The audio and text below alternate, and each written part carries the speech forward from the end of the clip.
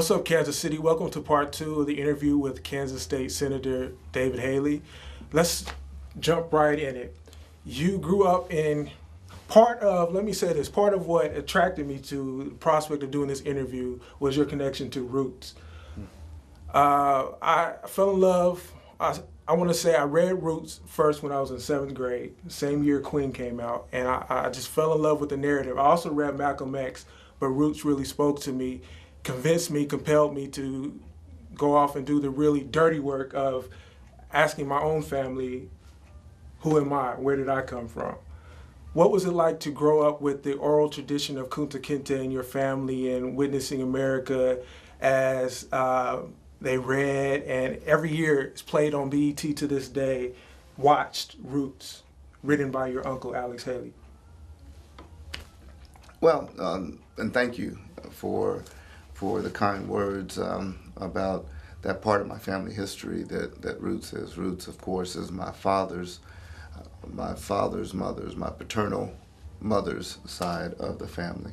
And my mother has a strong tie, or had some strong ties to her family history, the Barton family from South Bend, Indiana, and South Bend, Indiana. Our friends in South Bend, Indiana. Yes, well, that's where she First grew up, job. my mother. Advocate came from South Bend, Indiana. Wonderful. Yes. Well, Roots, of course, was more of the Southern tradition, my father's side of the family. And it was just a family story. I kept hearing bits and pieces. And we all hear bits and pieces about our grandparents or our ancestry from our relatives that keep in touch. You shared some of yours with me just a moment ago. And so for me, it really wasn't such a phenomenon. The Roots story is the story that we could all tell. My uncle's work, Uncle Alex, was diligent in putting his or compiling his together, ours together. And it was a matter of timing, I think. I think anybody's story could have been told at any given time. The history of our people and what we've been through is a kindred history for most of us. 95% of African Americans now have come through a Roots-like story, or have a Roots-like story to tell. And so when it was told in the miniseries, which is what really compelled, and then when Queen, which is my father's side, or my uncle's father's side of the family, was told later. Queen is my great grandmother. Simon is my grandfather. When that was told, it was equally, again, just something I remember CBS, they talked about Halle Berry wearing pancake makeup. Yes. But CBS was airing that year, and I was like, I gotta watch this. Halle Berry was just coming off of Boomerang, Halle Berry, Lynette McGee. You looked at the lineup all the way to Danny Glover, and you wanted to tune in. And at the same time, they released this 500-page book. Yeah. I was carrying it around to Miss Rogers' English class, reading it, when finishing my homework real quick so I could read it. Probably had to wear a neck brace afterwards, but it really was. It's a monumental experience I can remember to this day. Thank you.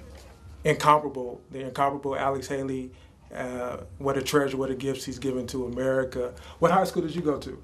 I went to high school in Washington, in D.C. My family moved from Kansas City, Kansas. I went to elementary school in KCK, born in KCK in the historic Quindaro district.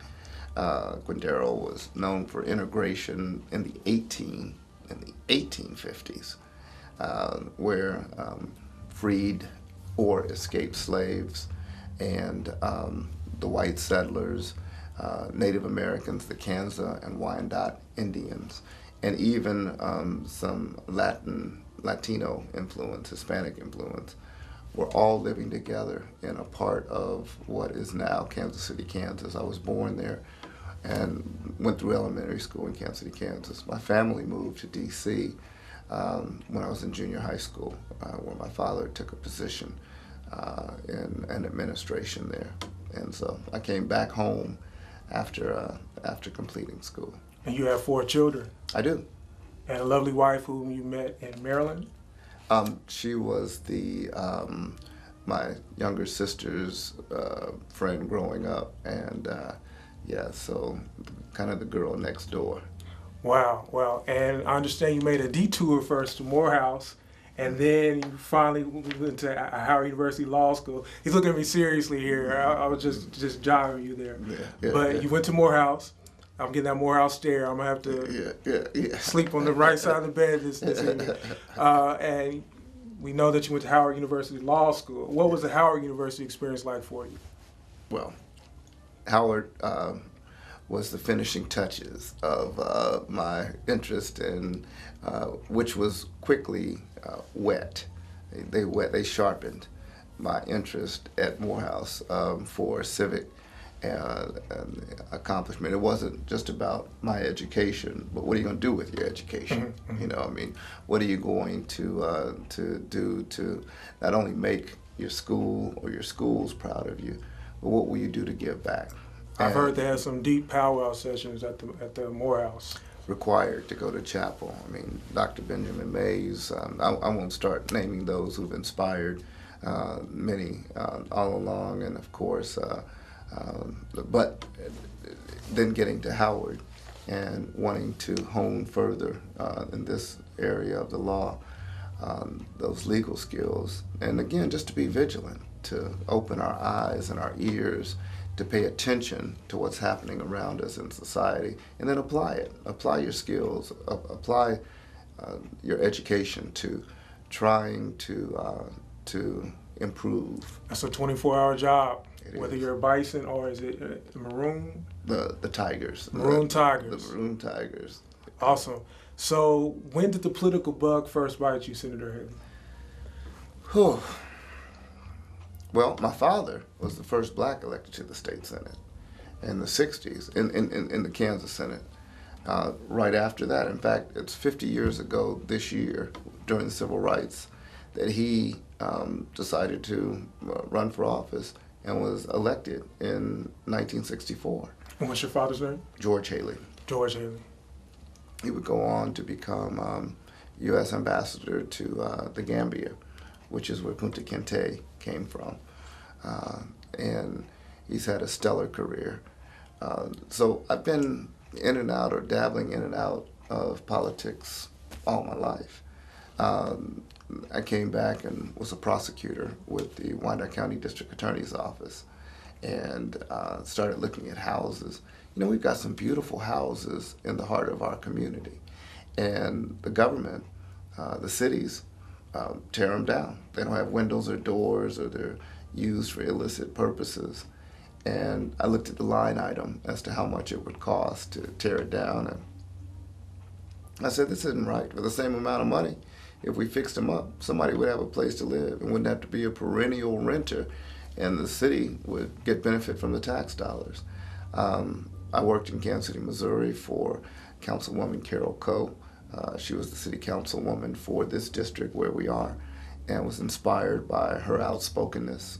Carol Coe is, and that's where I met your executive producer, Mr. Nelson, Carlos Nelson, and went on to work for then Mayor Cleaver over on this side, and to try and use, again, those skills to enhance the community.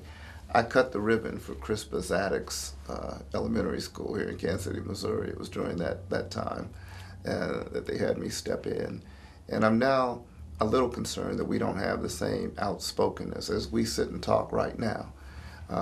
There's an assault on the continued service of Bishop Tyndall. And there really should be a rally of support for all that Bishop Tyndall has done and his manner of doing it inside of government and also in our religious communities. But there's no rallying hue and cry and that, going back to the earlier part, the previous segment, that's kind of a travesty, if you ask me. But I've gone well beyond your question, and I apologize. Thank you for mentioning Bishop Tyndall, who is currently being asked to step down from his position, and community activists, including Reverend Hartsfield, are making an emotional plea, as you have said, Senator Haley, to question, why are we doing this at this point in this man's career? I think that's a very important statement that you made that does go back to leadership in the African American communities. I would like to ask you a little bit about your challenges and successes in the Kansas Senate. Maybe take a minute to tell us, since you've been elected to office, what successful projects have you pioneered and what still challenges you to get up and go to work every day? 20 years into legislative service, I still am always intrigued by the issues that someone will call about, whether it's fair treatment before the court, whether it's the need for a law to address this or that that affects the community, everything from utilities to our criminal code to there's so much room to economic development. We're pushing now to enhance opportunities from within, to add sales tax credits for certain community development and renovations. I mean, the challenges are always there. It's not something that I would ever have thought I would have had the opportunity to do. It's been a blessing to be a part of this for as long as I have. I'm hoping to see city government in Kansas City, Kansas be more responsive to the needs of the majority and not the needs of the few. I'm hoping that our mayor and our commission will be a little more responsive. That's the only thing I can say at this point. Be more responsive. Can you tell us what projects that you are working coming up here, whether it be summer or spring? I'm working on enhancing part of the Quindaro area. It's a historic place, and we invite everyone to the historic district of Kansas City, Kansas, called Quindaro. And we're hoping to see that as a destination, much like 18th and Vine has become a destination for all of Kansas City, all of the country, to come to Quindaro, and it can be Googled, Quindaro, and many sites will pop up. I'm working with a project to do that, to try and make that a more receptive place for us to bring tourism and activity.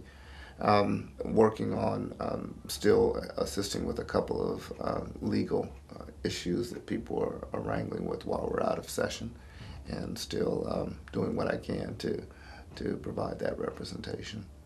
All right, Senator Haley, I'll open the floor up if you have any final words for our What's Up Kansas City viewers. We thank you for being gracious with your time.